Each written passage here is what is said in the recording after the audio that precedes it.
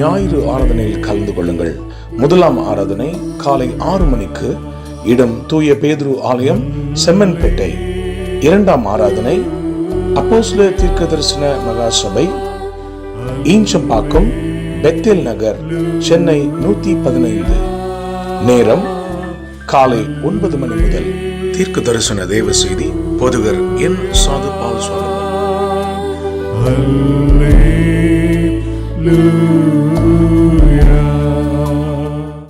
அப்போஸ்தலர் தீர்க்க தரிசன சுவிசேஷ சபை நடத்தும் மகிமையின் எழுப்புதல் இரவு ஜெபம். மாதத்தின் கடைசி நாள் இரவு 9 மணி முதல். தேவ செய்தி சுவிசேஷகர் என். சாது பால் சாலமன். இடம் இயேசு அழைக்கிறார், ஜேசி கார்டன், விங்ஸ் கன்வென்ஷன் சென்டர், எண் 96, பூந்தமல்லி நெடுஞ்சாலை, வானகரம், சென்னை 95, மேம்பாலம் அருகில். கர்த்தருடைய செயல்களை வந்து பாருங்கள். நம்ம யாவரும் அப்படி கண்களை மூடி நம்ம ஜெபிக்க போகிறோம். அன்பின் தகப்பனே, ஸ்தோத்திரிக்கிறோம் ஆண்டவரே. இந்த அற்புதமான நேரத்துக்காக ஸ்தோத்திரிக்கிறோம் ஆண்டவரே. வானத்தையும் பூமியும் படைத்த என் தெய்வம் ஆண்டவரே, அப்பா நீர் எங்கள் மத்தியிலே வந்திருக்கிறதுக்காக ஸ்தோத்திரிக்கிறோம் ஆண்டவரே. அப்பா ஒருவரையும் புறம்பே தள்ளாத தேவனுடைய மகிமுள்ள அன்பு ஆண்டவரே, அருமையான ஊழியக்கார என் தேவனாய் கர்த்தர் இம்மட்டமா இத்தனை ஆண்டுகள் ஆண்டவரே சிறப்பாக ஆண்டவரே எவ்வளோ போராட்டத்தின் மத்தியிலும் ஆண்டவரே ஆவியானவர் நீங்க நடத்தி வந்ததுக்காக ஸ்தோத்திரிக்கிறோம் ஆண்டவரே. இந்த ஆண்டு முழுவதும் ஆண்டவரே உம்முடைய கரத்துக்குள்ளாக நாங்கள் கொடுக்கிறோம் ராஜா ஆண்டவரே. அவர் ஊழிய பாதையில் ஆண்டவரே என்னெல்லாம் செய்ய வேண்டும் என்று ஆண்டவரே அப்பா உம்முடைய சமூகத்தில் விண்ணப்பித்திருக்கிற எல்லா விண்ணப்பங்களுக்கும் ஆண்டவரே இப்பொழுதே தேவன் அதற்குரிய எல்லா வழிவாசலும் கர்த்தர் திறந்து கொடுத்து ஆண்டவரே அதோடைய ஆசீர்வாதத்தை அவர் பெற்றுக்கொள்ளும்படியாக ஆண்டவரே அவர் கேட்ட நல்ல பலத்தையும் சுகத்தையும் தேவன் கொடுக்கும்படியாக இன்னும் அநேக ஆத்துமாக்களை ஆண்டவரே இந்த சபையில கொள்ளை பொருளை கொடுக்கும்படியாக ராஜா ஆண்டவரே என் தேவனாகிய கர்த்தர் ஆண்டவரே இந்த நாளில் உம்முடைய தீர்க்கதரிசியை கொண்டு வந்ததுக்கு ஒரு நோக்கம் உண்டு ஆண்டவரே. அதை என் தேவனாய் கர்த்தர் அதை நிறைவேற்றும்படியாக ஜெபிக்கிறோம் ஆண்டவரே. அப்பா எத்தனையோ நாட்கள் என்னுடைய இடத்துக்கு வரமாட்டாரா என்று வாஞ்சித்து இருந்த ஆண்டவரே அவருடைய வாஞ்சியை கர்த்தர் நிறைவேற்றுறதுக்காக ஸ்தோத்திரிக்கிறோம் ராஜா ஆண்டவரே. எல்லா இடத்திற்கும் போகிறாரா, நான் கூப்பிட்டேன் வருவாரான என் தேவன் நீர் ஆண்டவரே உடைய தீர்க்கதரிசியோட பேசி என் மகனுடைய இடத்திற்கு போ என்று சொன்னத வார்த்தை ஆண்டவரே இன்றைக்கு அதை கனப்படுத்துறதுக்காக ஸ்தோத்திரிக்கிறோம் ஆண்டவரே. இந்த ஆலயத்திற்கும் உடைய சபைக்கும் நீர் உடைய தீர்க்கதரிசியை கொண்டு வந்திருக்கிற ஆண்டவரே என் தேவன் மிகுந்த சமாதானம் சந்தோஷம் ஆண்டவரே. இன்றைக்கு இந்த சபைக்குள்ள ஆசீர்வாதமான வார்த்தைகள் ஆண்டவரே அவர் மூலமாக கர்த்தர் இன்றைக்கு கொடுத்த ஆண்டவரே உம்முடைய ஊழியக்காரையும் ஆண்டவரே ஒளித்தில் இருக்கிற பிள்ளைகளையும் ஆண்டவரே இந்த சபையாரையும் கர்த்தர் தாமே ஆண்டவரே நீர் ஆசீர்வதித்து ஆண்டவரே பெருக செய்ய போறதுக்காக ஸ்தோத்திரிக்கிறோம் ஆண்டவரே. இந்த சபைக்கு விரோதமாக எழும்புகிற ஆண்டவரே எல்லா சத்துரு கிரிகளையும் கர்த்தர் நிறுவனம் பண்ணி ஆண்டவரே கர்த்தர் ஜெயம் எடுக்கும்படியாக ஜெபிக்கிறோம் ஆண்டவரே. ஜெய கிறிஸ்து எங்கள் மத்தியில இருக்கிறதுக்காக ஸ்தோத்திரிக்கிறோம் அப்பா.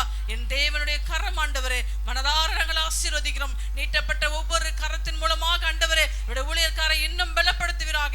இன்னும் ஊழிய பாதைகளை என் தேவனை கர்த்தர் திறந்து கொடுக்கும்படியாக ஜெபிக்கிறோம் அப்பா. உம்முடைய கரத்துல கொடுக்கிறோம், கர்த்தர் ஆசீர்வதிப்பீராக. வருஷத்தை நன்மையினால் முடி சுற்றுவேன் என்று சொல்லி தகப்பனே அப்பா இந்த நாளிலே ஆண்டவரே இந்த வருஷத்தை என் தேவனுடைய நன்மையினாலும் ஆண்டவரே கிருபையினாலும் ஆசீர்வாதத்தினாலும் ஆண்டவரே நீர் முடி சுற்றுகிறதுக்காக ஸ்தோத்திரிக்கிறோம் அப்பா.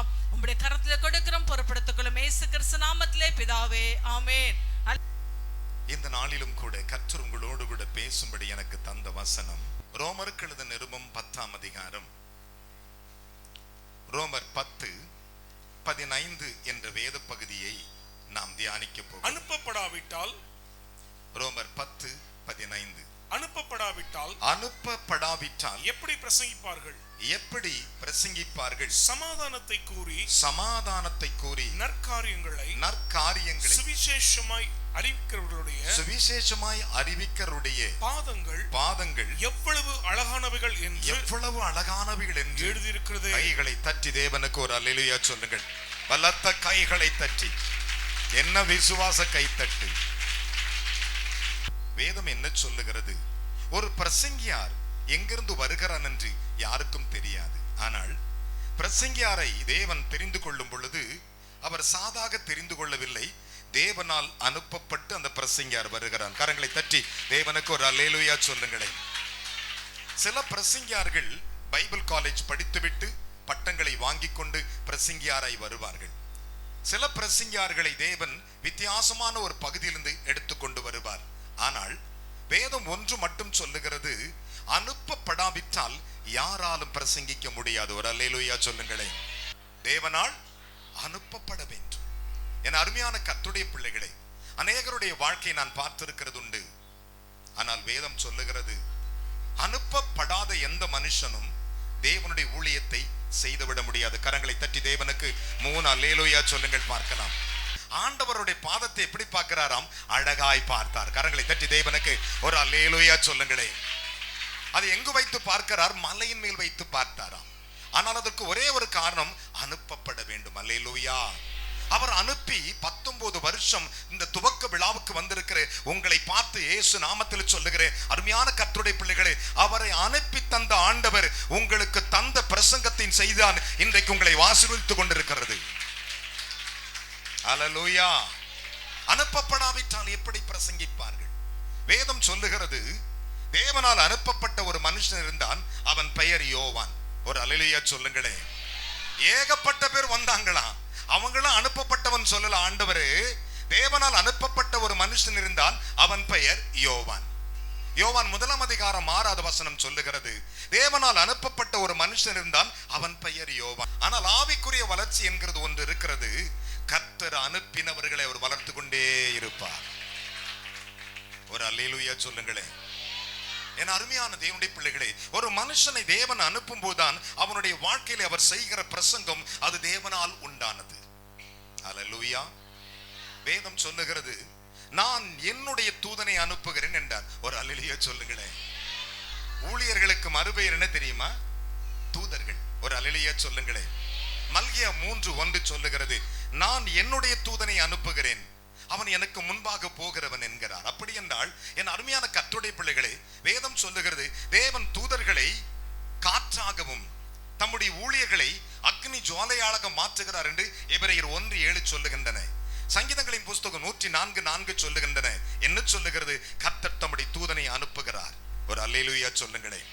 இந்த வேத பகுதியை நீங்கள் தியானிக்கும் பொழுது, அனுப்பப்படாவிட்டால் ஒரு மனிதனும் பிரசங்கித்து விட முடியாது. அவர் அனுப்பப்பட்டு வந்திருக்கிறார். கரங்களை தட்டி தேவனுக்கு 3 அல்லேலூயா சொல்லுங்கள் பார்க்கலாம். ஹalleluya.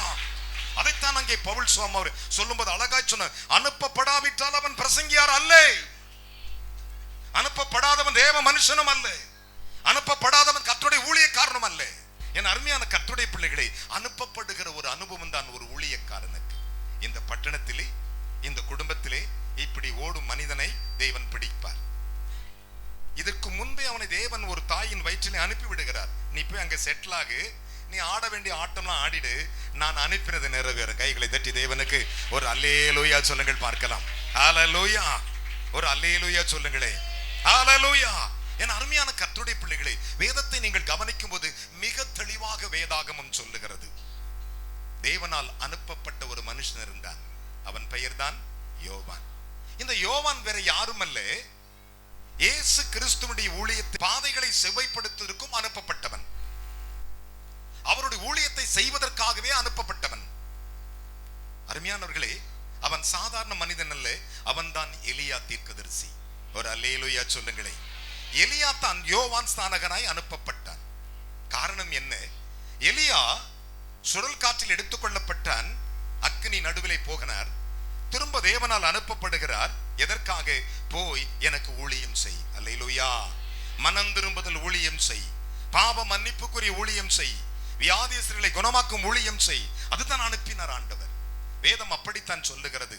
அதை யோவான் சொல்லும்போது சொல்றாரு, அவர் கேட்கிறார்கள், நீர் கிறிஸ்துவோ? R your Christ? நீர் இயேசுவா? அதற்கு அவர் சொன்னார், நான் கிறிஸ்து அல்ல, அவருக்கு முன்பு நான் அனுப்பப்பட்டவன், அதற்கு நீங்கள் சாட்சிகள் என்று சொல்லுகிறார். கைகளை தட்டி தேவனுக்கு ஒரு அல்லேலூயா சொல்லுங்களேன். ஹalleluya. ஒரு அல்லேலூயா சொல்லுங்கள் பார்க்கலாம். ஹalleluya. என் மகனுக்கு ரொம்ப நாள் ஆசை, ஏதோ சிலுவர்ல இன்னைக்கு புதுசா வாங்கி போட்டிருக்கா, அது தங்கமா வரணும், என்னுடைய பிரசங்கம் கிரியை செய்யும் என்று விசுவாசிக்கிறேன். கைகளை தட்டி தேவனுக்கு ஒரு அல்லேலூயா சொல்லுங்களேன். வேதம் சொல்லுகிறது, யோவானை பார்த்து சொன்னார்கள், நீ தேவனால் அனுப்பப்பட்ட மனுஷன் என்று சொல்லுகிறார்களே, உண்மைதான், நீ கிறிஸ்துவா என்று கேட்கும்போது அவர்கள் சொன்னார்கள், நான் கிறிஸ்துவல்ல, அவருக்கு முன்பு அனுப்பப்பட்டவன் என்று சொன்னேனே, அதற்கு நீங்கள் சாட்சிகள். அதுதான் வேதம் சொல்லுகிறது, நான் சொல்லவில்லை, பரிசுத்த வேதம் சொல்லுகிறது. யோவான் 3:28 அவர் சொல்லும்போது இப்படி சொன்னார். என் அருமையான கர்த்தருடைய பிள்ளைகளே, அந்த வேத பகுதிகளை நீங்கள் தியானிக்கும் போது தேவன் எவ்வளவு அழகாக அழகாய் சொல்லுகிறார் பாருங்கள். அதற்குத்தான் அனுப்பப்படுகிறார்கள். ஒரு ஊழியக்காரனை தேவன் ஒரு இடத்திற்கு அனுப்புகிறார் என்றால் சாதாரண தேவன் ஒருவனை தாயின் கர்ப்பத்தில் தெரிந்து கொள்ளுகிறார், அவனை ஓட விடுகிறார், அவனை எல்லாவற்றிலும் நிறுத்தி முடிச்சுட்டு கொண்டு வந்து பிடிச்சு நான் தான் உன்னை அனுப்பினேன் என்றார். வரலையா சொல்லுங்களேன். அல்லேலூயா. தேவன் அப்படித்தான் ஒரு மனுஷன் அனுப்புகிறார். என் அருமையான கர்த்தருடைய பிள்ளைகளே, நான் சொல்லவில்லை, பரிசுத்த வேதம் அதை மிக தெளிவாக சொல்லுகிறது. அதை பவுல் எழுதும்போது இப்படி சொன்னார். என் அருமையான கர்த்தருடைய பிள்ளைகளே, என்ன சொன்னார் தெரியுமா? ஆகையால் சகோதரர்களே, ஆபிரகாமின் சந்ததியில் பிறந்தவர்களே, ஒரு அல்லேலூயா சொல்லுங்களே. சகோதரனே, நீ ஆபிரகாமின் சந்ததியில் பிறந்தவன். கைகளை தட்டி தேவனுக்கு ஒரு அல்லேலூயா சொல்லுங்களே.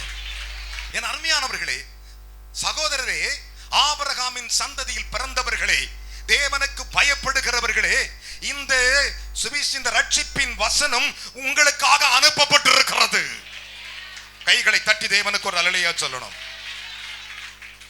நம்ம எல்லாம் யோபு, பிஷப் யோபு, சூரியன் தெரியும். ஆண்டவர் சொல்லுகிறார், அவனுக்கு மறுபெயர் சொல்லுகிறார், யோவான் என்று சொல்லுகிறார், மறுபெயர் சொல்லுகிறார். கர்த்தருடைய நாமத்தினாலே ரட்சிப்புக்குரிய வசனத்தை நான் அனுப்பி இருக்கிறேன் அவன் மூலமாக. ஹalleluya, ஹalleluya.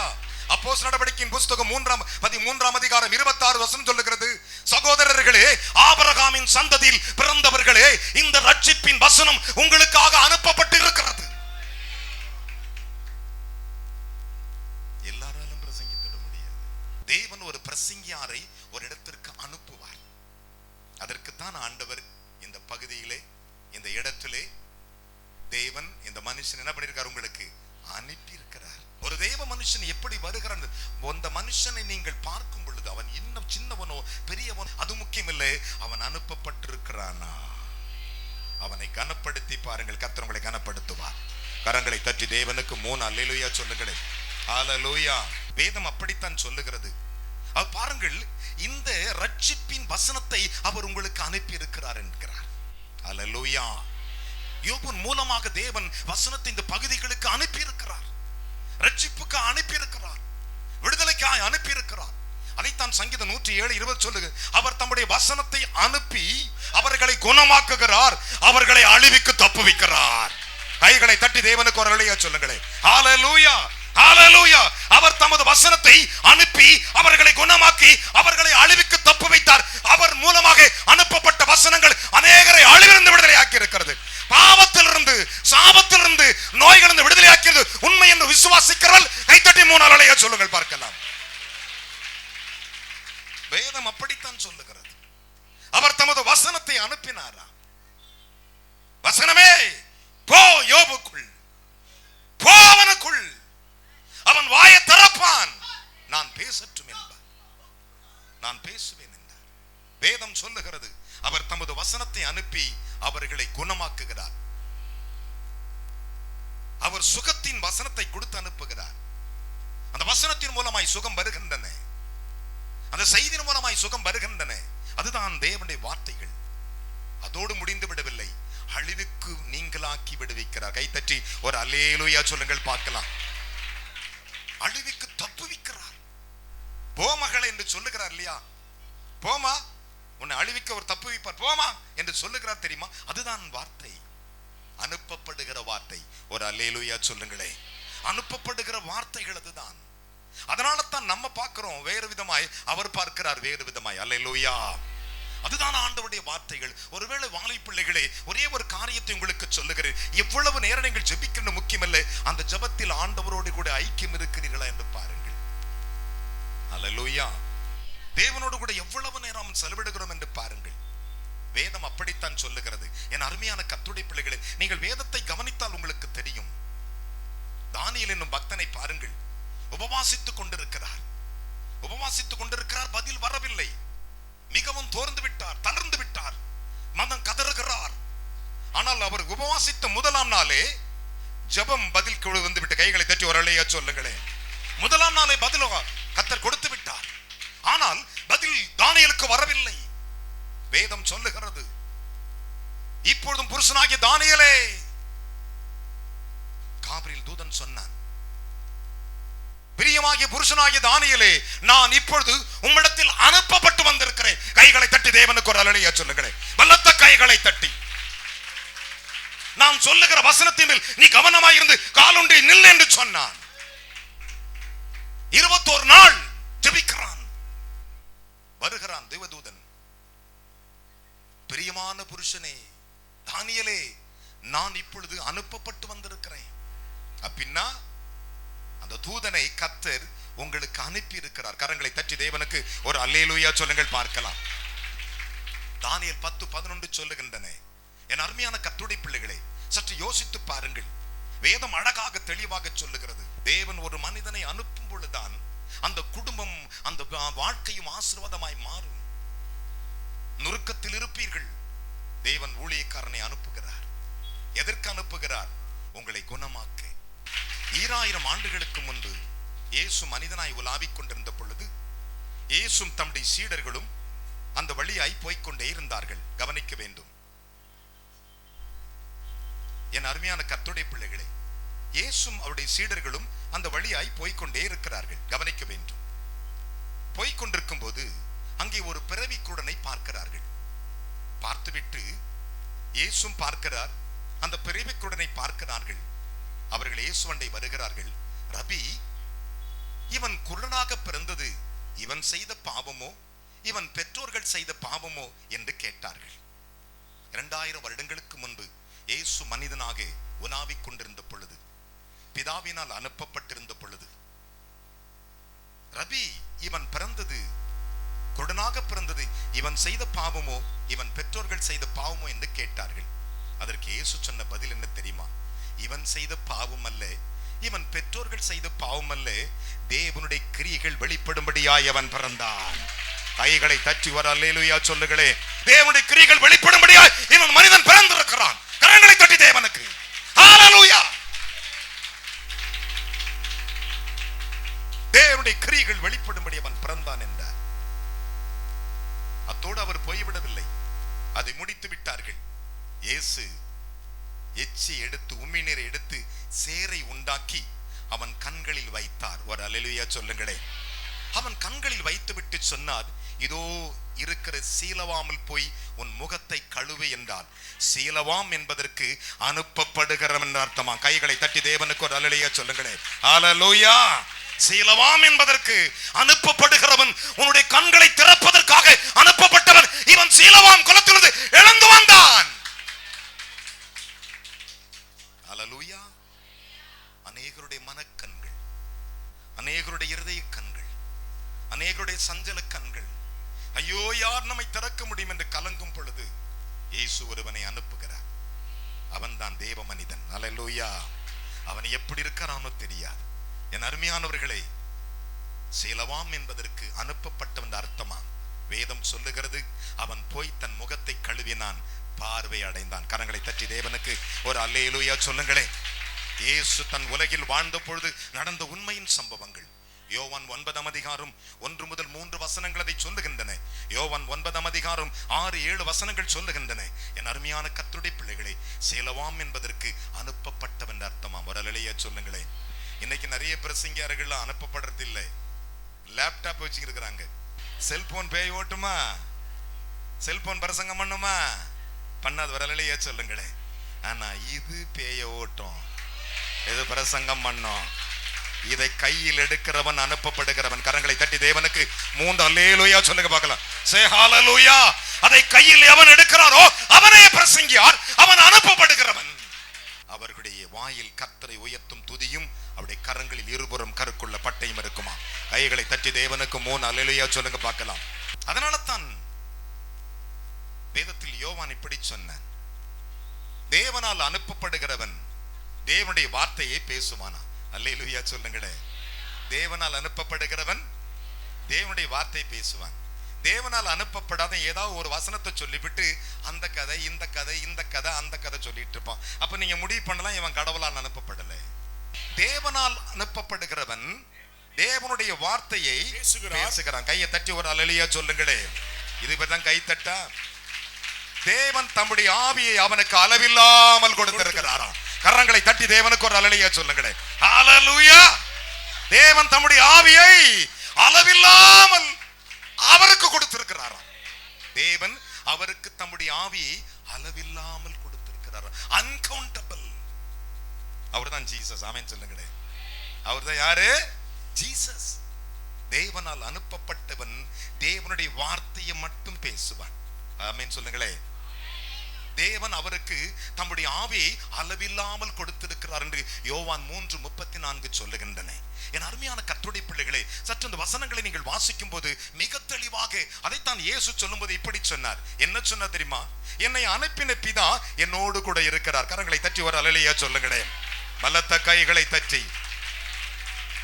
என்னை அனுப்பின பிதா என்னோடு கூட இருக்கிறார். நான் அவருக்கு பிரியமானதை செய்கிறபடினால் என்னை அவர் தனியே இருக்க விடுறதில்லை. அப்படின்னா என் மகன் யோபு கூட போறாரு, ஒருத்தர் போறாரு, யாரு? அனுப்பினவர் கூடவே போய்கிட்டு இருக்கிறார். கரங்களை தட்டி. உங்களை அனுப்பினவர் உங்க கூடவே வருவார்.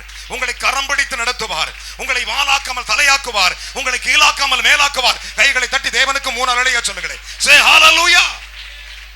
அதுதான் வேதாகமம்.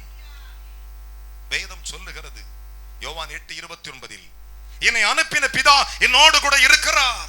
நான் பிதாவுக்கு பிரியமானதை செய்கிறபடியால் அவர் என்னை தனியே இருக்க விடவில்லை. அல்லேலூயா சொல்ல மாட்டீங்களா? அதுதான் தேவன், அதுதான் கர்த்தர். அனுப்பப்படாவிட்டால் எப்படி பிரசங்கம் வரும்? அனுப்பினதுனால 19 வருஷம் பிரசங்கம் வந்திருக்கிறது. ஒரு அல்லேலூயா சொல்லுங்களேன். அனுப்பினதுனால அவமானம், நிந்தை, விடாவிட்டு இருந்தா அதை விதனை ஊழிய pastor ஆயிட்டானா?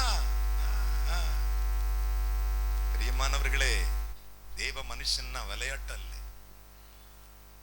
God sent the man. கர்த்தரால் அனுப்பப்பட்டவன், கர்த்தரால் அனுப்பப்படுகிறவன். தேவன் ஒரு மனிதனை அதற்குத்தான் அனுப்புகிறார். என் அருமையான கர்த்தருடைய பிள்ளைகளை யோசித்து பாருங்கள். வேதம் சொல்லுகிறது 2000 வருடங்களுக்கு முன்பு இயேசு இந்த பூமியில் உலாவிக் கொண்டிருந்த பொழுது இது போன்ற ஒரு சபையில் நின்று பிரசங்கித்தார்.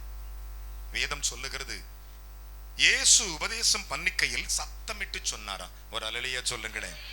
கையை தட்டி சொல்ல மாட்டீங்களா? என்ன சொன்னாராம்? நான் எங்கிருந்து வந்தேன் என்று அறிவீர்கள் என்றார். கரங்களை தட்டி தேவனுக்கு 3 அல்லேலூயா சொல்லணும். அல்லேலூயா. நான் எங்கிருந்து வந்தேன் தெரியுமா?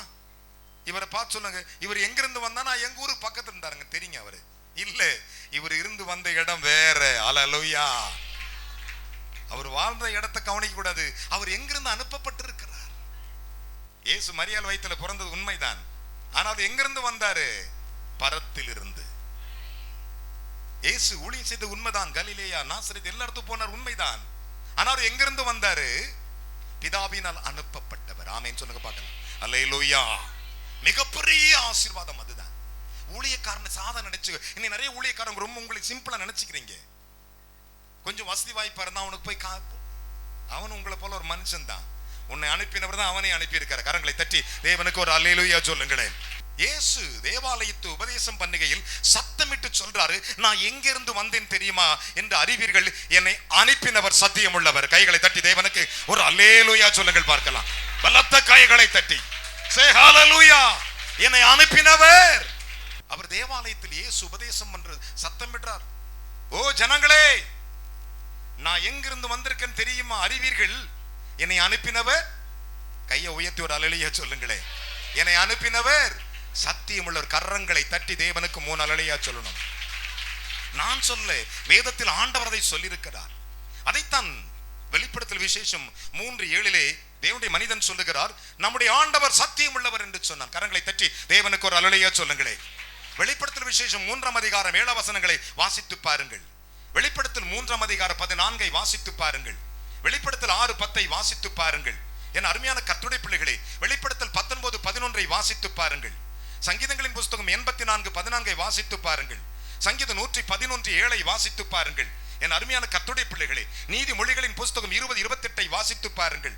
என் அருமையான கர்த்தருடைய ஜனமே, ஏசாயா தீர்க்கதரிசனத்தின் புஸ்தகம் 25:1 வாசித்து பாருங்கள். நம்முடைய தேவன் சத்தியம் உள்ளவராய் இருக்கிறாராம்.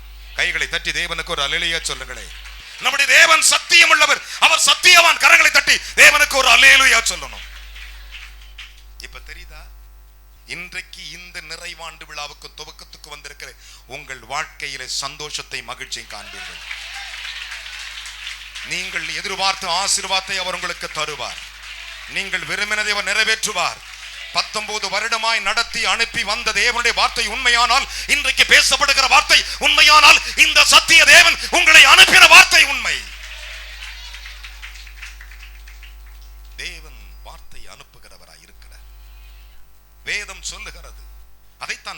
சொன்னான். நீதிமொழிகள் 3:3 சொன்னான், என் அருமையான கர்த்தருடைய பிள்ளைகளே, கிருபையும் சத்தியம் உன்னை விட்டு விலகாதிருப்பதாக அவைகளை உன் கழுத்திலே பூண்டு உன் இருதயமாகிய பலகையில் எழுதிக்கொள் என்று சொன்னான். அதுதான் தேவனுடைய வார்த்தைகள். ஒரு பிரசங்கர் எங்கிருந்து வருகிறான் தெரியுமா? நீங்க நினைக்கிறது போல அல்ல. அவர் ஆளுக்கு ஏத்த பிரசங்கம் பண்றார், அவர் ஆளுக்கு ஏத்த மாதிரி ஜெபம் பண்றார். இல்ல, பிரசங்கியார் கர்த்தரால் அனுப்பப்படுகிறவன். உபதேசிக்கிறவனை பிரசங்கியார், அவன் அனுப்பப்படுகிறவன். ஆமீன் சொல்லுங்களே. தேவனால், கர்த்தரால், என் அருமையான கர்த்தருடைய பிள்ளைகளே, அனுப்பப்படாவிட்டால் எப்படி பிரசங்கிப்பார்கள்? இயேசு சொன்னார், தேவாலயத்தில் உபதேசம் பண்ணுகையில் சத்தமிட்டு சொன்னார், நான் எங்கே இருந்து வந்தேன் என்று அறிவீர்கள் என்றார். நான் எங்கிருந்து வந்திருக்குன்னு உங்களுக்கு தெரியும். என்னை அனுப்பினவரோ, கையை உயர்த்தி ஒரு அல்லேலூயா சொல்லுங்களேன். என்னை அனுப்பின தேவன் சத்தியம் உள்ளவர் என்று சொன்னார். இந்த சத்தியமுள்ள தேவன் இன்றைக்கு உங்களை ஆசீர்வதிப்பார். நம்புவேனால் 3 அல்லேலூயா சொல்லுங்கள் பார்க்கலாம். இந்த இடத்தை விட்டு நீ கடந்து போகும் பொழுது நீ எந்த பலவீனத்தோடு வந்தியோ அந்த பலவீனத்தோடு போக மாட்டாய். எந்த நோயோடு வந்த நோயோடு போக மாட்டாய். எந்த கட்டுகளோடு அந்த கட்டுகளோடு போக மாட்டாய். உன்னை கொண்டு வந்தவர் சத்தியம் உள்ளவர், உன்னை அனுப்பியிருக்கிறவர் சத்தியம் உள்ளவர், உன்னை ஆசீர்வதிக்கிறவர் சத்தியம் உள்ளவர், உன்னை நடத்துகிறவர் சத்தியம் உள்ளவர். இந்த சத்தியம் உள்ளவரை இன்றைக்கு நீ பிடித்துக்கொள். ஐயா, நான் ஏழை, அதை அவர் பார்ப்பதே இல்லை. நான் பணக்காரன், அதை பார்ப்பதே இல்லை. நான் மிகவும் தாழ்ந்து கிடக்கிறதை பார்க்க மாட்டார். உள்ளத்தின் ஆழத்தை பார்ப்பார், இருதயத்தின் கண்ணீரை பார்ப்பார். நீ புலம்பும் ஒவ்வொரு கண்ணீரின் சொட்டை அவர் கவனிப்பார். சில சமயங்களில் நமக்கு நாமே வெறுத்து போவோம். என்ன வாழ்க்கை இது, நிம்மதியற்று வாழ்கின்ற கலங்கி தவிப்போம். என் அருமையான கர்த்தருடைய பிள்ளைகளை, யோசித்து பாருங்கள். நம்முடைய ஆண்டவர் சாதாரண தேவன் அல்ல. உன் இருதயத்தில் இருக்கும் கண்ணீரை அவர் அறிவார். ஆனால் இன்றைக்கு கர்த்தர் உங்களுக்காக இந்த கூட்டத்தை அனுப்பி நடத்தியிருக்கிறார். ஒரு அல்லேலூயா சொல்லுங்கள் பார்க்கலாம். இந்த கூட்டத்தை உங்களுக்கு ஆசீர்வாதமாக்கும்படிக்கு 19 வருஷங்கள். எத்தனை வருஷங்கள்? 19 வருஷங்கள். ஐயோ, என் வாழ்நாள் எப்படி இருக்கும்? கவலைப்படாதிருங்கள். இன்றைக்கு தீர்க்க தரிசனமாய் சொல்லுகிறேன், என் அன்பு மகனே, மகளை, உங்களை குறித்து அவருக்கு ஒரு தீர்மானம் இருக்கிறது. உங்களை குறித்து அவருக்கு ஒரு அக்கறை இருக்கிறது. ஐயா, என் வாழ்க்கை எப்படி இருக்கும்? என் வாழ்க்கை சுடுகாடா இருக்கிறது. இல்லை, உங்களை அழைத்து வந்தவர் உங்களுக்கு வார்த்தை அனுப்பி இருக்கிறார். கரங்களை தட்டி ஒரு அல்லேலூயா சொல்லுங்களேன். உங்கள் வாழ்க்கையை ஆசீர்வதிக்க வார்த்தைகளை அனுப்பி இருக்கிறார். நான் சொல்லவில்லை, பரிசுத்த வேதம் அதை மிக தெளிவாக சொல்லுகிறது. என் அன்பு மகனே, மகளே, ஓ ஆபிரகாமின் சந்ததியில் பிறந்தவர்களே, இந்த வார்த்தைகள் உங்களுக்காக அனுப்பப்பட்டிருக்கிறது. இந்த வசனங்கள் உங்களுக்காக அனுப்பப்பட்டிருக்கிறது. என் அன்பு பிள்ளைகளே, நீங்கள் யாராயிருந்தாலும் சரி, ஒன்றே ஒன்று சொல்லுவேன். வேதம் சொல்லுகிறது, யோவான் 7ஆம் அதிகாரம் 28வது வசனத்தில், இந்த வசனத்தை வாசிப்போமா? நான் முடிக்கப் போகிறேன். அப்பொழுது இயேசு தேவாலயத்தில் உபதேசிக்கையில் சத்தமிட்டு நீங்கள் என்னை அறிவீர்கள், நான் எங்கே இருந்து வந்தேன் என்றும் அறிவீர்கள், நான் என் சுயமாய் வரவில்லை, என்னை அனுப்பினவர் சத்தியம். கைகளை தட்டி தேவனுக்கு ஒரு அல்லேலூயா சொல்லுங்க பார்க்கலாம். அப்படின்னா என் மகன் சூர்யா, யோபு சூர்யா, சுயமாய் நீங்களும் சுயமாய். உங்களை இங்கே அனுப்பினவர் யாரு? உங்களை அனுப்பினவர் யாரு? வார்த்தை கேட்கும்படி அனுப்பினவர் யாரு? உங்களை ஆசீர்வதிக்கும்படி தீர்மானித்தவர் யாரு? கரங்களை தட்டி தேவனுக்கு 3 அல்லேலூயா சொல்லுங்களே. இயேசு கிறிஸ்துவின் நாமத்தில் சொல்லுகிறேன், இந்த இடத்தை விட்டு நீ புறப்பட்டு போகும் பொழுது, நீ வெறுமனையாய் வந்தாய் எனக்கு தெரியாது, ஆனால் போகும்போது நிறைந்த ஆசீர்வாதங்களோடு போவாய். உன்னை அனுப்புகிறவர் கர்த்தர், உன்னை ஆசீர்வதிக்கிறவர் கர்த்தர், உன்னை நடத்துகிறவர் கர்த்தர். விசுவாசிக்கிறீர்களா? என் அருமையான கர்த்தருடைய பிள்ளைகளே, இயேசு சொன்னார், அதே இயேசு சொன்னார், உங்களை குறித்து பேசவும் நியாயம் தீர்க்கவும் எனக்கு அநேக காரியங்கள் உண்டு என்றார். ஒரு அல்லேலூயா சொல்லுங்களேன். உங்களை பற்றி சொல்லவும், உங்களுக்கு தீர்க்க தரிசனம் சொல்லவும், உங்களுக்கு சுகமாக்கவும், உங்கள் வாழ்க்கை பற்றி சொல்லவும், உங்களுடைய வாழ்நாளை பற்றி சொல்லவும் எனக்கு அநேக காரியம் உண்டு. ஆனால் என்னை அனுப்பினவர் சத்தியம் உள்ளவர் என்றார். கைகளை தட்டி ஒரு அல்லேலூயா சொல்லுங்களேன். என்னை அனுப்பினவர் சத்தியம் உள்ளவர், அவரிடத்தில் கேட்டவைகளே நான் உலகத்திற்கு சொல்லுகிறேன் என்றார். நான் அவரிடத்தில் என்ன கேட்டேனோ அதையே நான் உங்களுக்கு சொல்லுகிறேன். இன்றைக்கு உங்களுடைய விசுவாசத்தையும் உங்கள் நம்பிக்கையும் உங்கள் கண்ணீரையும் அவர் காண்பார் என்று விசுவாசிப்பாயானால் ஒன்று மாத்திரம் சொல்லுகிறேன், உங்களை குறித்து பேசுகிறவர், என்னை அனுப்பினவர் சத்தியம் உள்ளவர். உங்களை பிரசங்கிக்கும்படி என்னை அனுப்பினவர் சத்தியம் உள்ளவர். 26வது வசனங்களை வாசிப்போம், நான் முடிக்க போகிறேன். யோவான் 8:26. உங்களை குறித்து பேசவும் நியாயம் தீர்க்கவும் எனக்கு அநேக காரியங்கள் உண்டு. என்னை அனுப்பினவர் சத்தியம் உள்ளவர். நான் அவரிடத்தில் கேட்டவைகளே உலகத்துக்கு சொல்லுவேன். கைகளை தட்டி தேவனுக்கு ஒரு அல்லேலூயா சொல்லுங்கள் பார்க்கலாம். நான் அவரிடத்தில் கேட்டவைகளை உலகத்திற்கு சொல்லுகிறேன். அதைத்தான் அவர் சொன்னார். அவரிடத்தில் கேட்டவைகளை உங்கள் வாழ்க்கையிலே நீங்கள் எதையெல்லாம் கேட்டீர்களோ அதையெல்லாம் அவர் செய்வார். விசுவாசிக்கிறீர்களா? இந்த 19ஆம் வருடத்தின் துவக்க விழாவிலே அவர் உங்களுக்கு நிறைவேற்ற விசுவாசிக்கிறீர்களா? விசுவாசிக்கிற நீங்கள் அப்படி எழுந்து நிற்பீர்களாக. ஆண்டவரே, என் வாழ்க்கையில் ஒரு அற்புதத்தை செய்யும். 2 நிமிடத்தில் நான் ஜெபத்தை முடித்து விடுவேன். யார் பாக்கியவான்களோ, யார் ஆசீர்வதிக்கப்பட்டவர்களோ அவர்களுக்கு இந்த வார்த்தை அற்புதங்களை கொண்டு வரும்.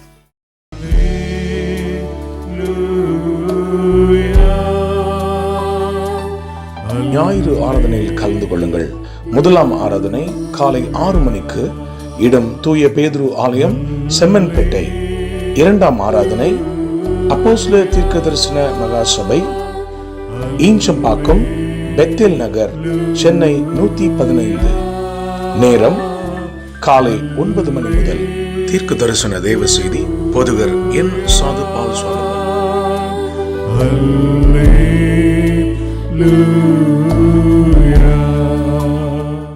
அப்போஸ்தலர் தீர்க்க தரிசன சுவிசேஷ சபை நடத்தும் மகிமையின் எழுப்புதல் இரவு ஜெபம். மாதத்தின் கடைசி நாள் இரவு 9 மணி முதல். தேவ செய்தி சுவிசேஷகர் என். சாது பால் சாலமன்.